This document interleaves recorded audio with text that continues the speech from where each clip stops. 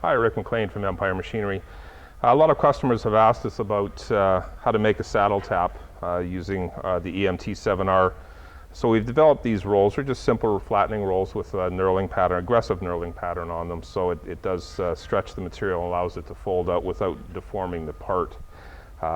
These rolls can be used either with a basic hand crank machine or a hydraulic machine. You can't use it with an air cylinder machine because we need to put a fair amount of pressure between the rolls to pinch the material and stretch it. So we're going to show how these rolls work.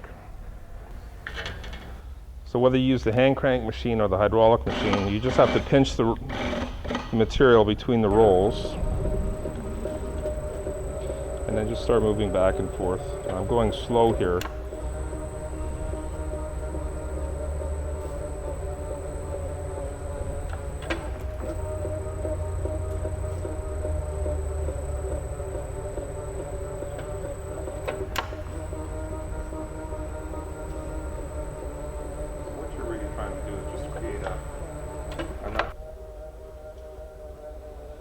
So what you're really trying to do is just create enough of a lip that you can either weld or clinch to.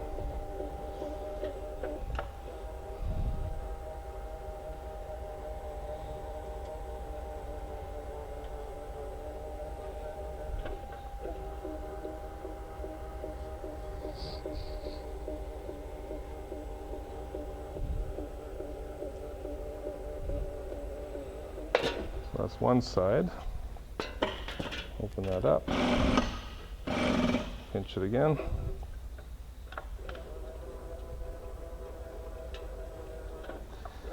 First couple passes, you just have to let the rolls start stretching the material a little bit. And then you can start lifting it up. And you can work kind of the outer edge a little bit without having to go too deep. You don't necessarily need a back gauge on this because it's not critical the amount.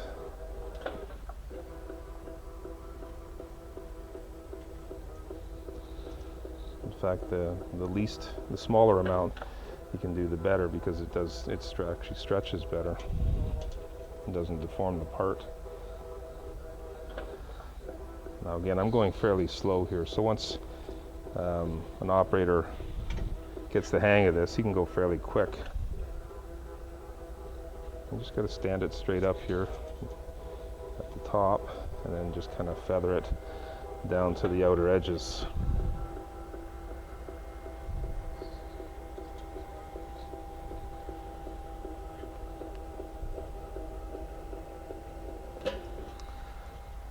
So that's the part. Gives you nice surfaces to either spot weld or clinch to, and that'll sit nicely over top of the your round piece. All right, so now we've got our saddle tap, and this is just to show you as an example on how this is going to mount on there. So we're going to take it to our spot welder and weld it on.